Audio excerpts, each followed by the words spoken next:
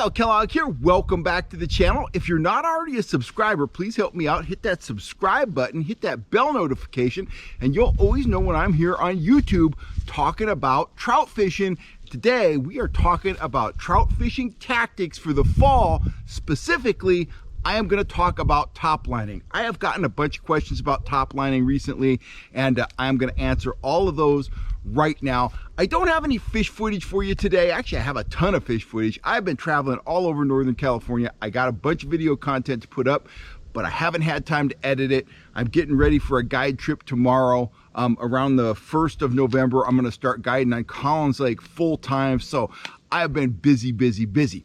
Anyway, let's talk about top lining. Now, what is top lining? Top lining is as simple as putting a lure on the end of your line and putting it out a set distance behind the boat to troll, the water near the surface, all right? Now, this is the tackle I use a lot for top lining. It's just one of my downrigger rigs, Abu 5500 line counter reel, one of my Cal Kellogg salmon and trout downrigger rods right there. I've got it rigged up just as I would if I were gonna fish off a downrigger. Main line, that is 10-pound trilene big game line, comes down, goes through a bead, troll and swivel, 8-pound test fluorocarbon leader, and in this case, I've brought it down to a cross-lock snap and a death prism trigger spoon, okay? For me, top lining typically means I'm running a lure in the top 5 feet of the water column. But depth, be aware that depth is dictated by what you put on the end of your line. If I put this spoon, say, 100 feet back, I got a little bug bugging me here. Guess that's why they call them bugs. Anyway, if I put this 100 feet behind the boat, say I'm moving at 2.5 miles an hour, that spoon is only gonna be down a foot or two, which is awesome. That's where I like to spend a lot of time running baits in the fall, in the winter, and in the early spring. But let's say I was running this. Let me grab it here. Ow, that hook was sharp. Let me be careful here. Good gravy.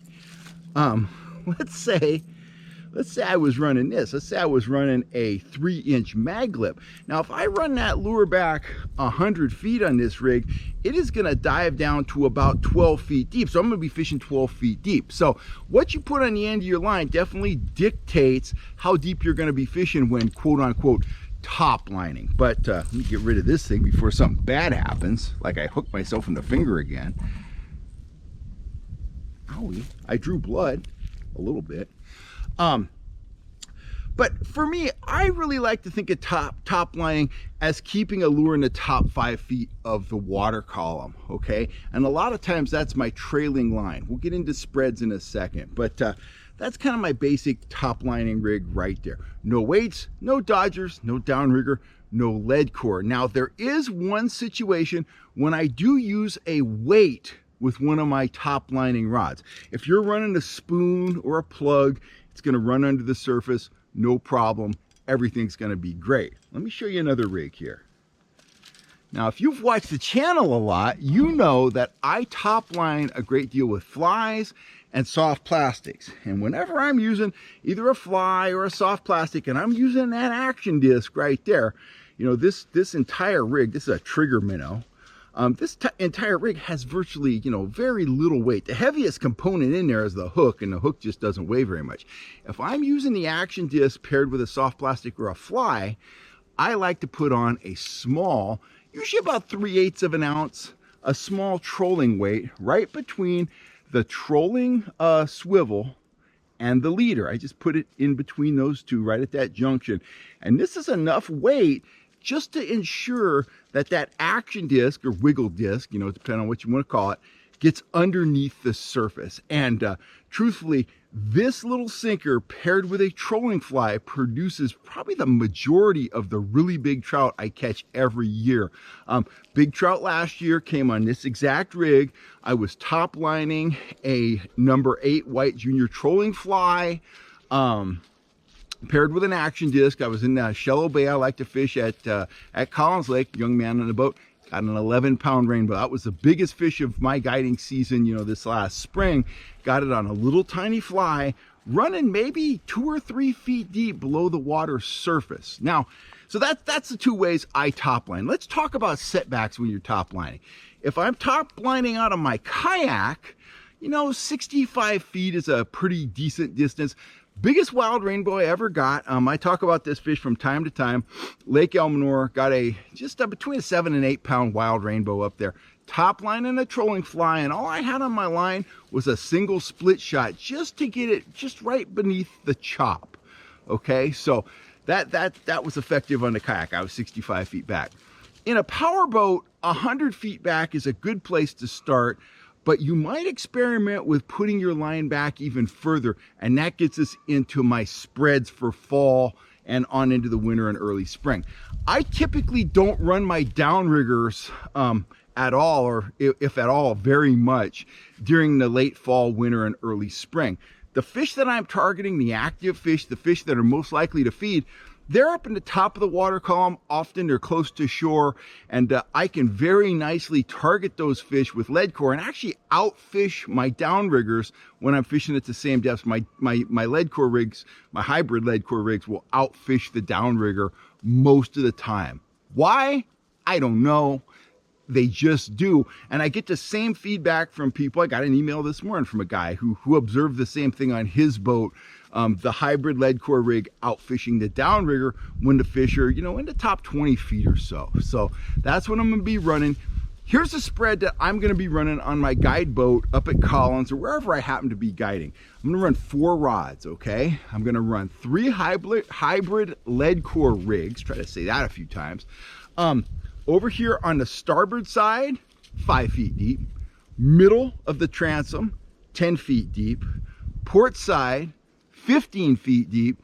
And in one of the rod holders on the downrigger, I'm going to be running a top line, probably a fly, an action disc teamed with a small weight like that. And I am going to scope that back a full 200, maybe 225 feet back behind the boat. I'm not going to get a ton of strikes on that top line, but very often the biggest fish of the day, that bug is back, the biggest fish of the day will come on that top line. I've got some theories. Sometimes I think the fish come into the main spread, reject those baits, and then see that final offering silhouetted above their head, and they jump on it. Regardless of the reason, I'm speculating that trout don't tell me much when I get them on the deck. Usually hit them with a stick, and that's kind of end of the story. They don't tell me a lot, but what I do know is very often that far setback, that long setback trailing line when I'm on the guide boat will pick up the biggest fish of the day. And a lot of those fish are really, really big, say fish over 8 pounds. So that's kind of the story on top lining. That's my philosophy. I top line with spoons for sure. I do a lot of top lining with flies and sometimes the soft plastics, the Trout Trix, the trigger minnows, the stuff like that. So I hope that clears up any questions you had. That's the kind of spread I'm going to be running. Hybrid lead core and top lines. It's super fun fishing. I am going to be integrating some dodgers and stuff. Don't typically use a dodger on the top line, but I will run dodgers from time to time on the lead core.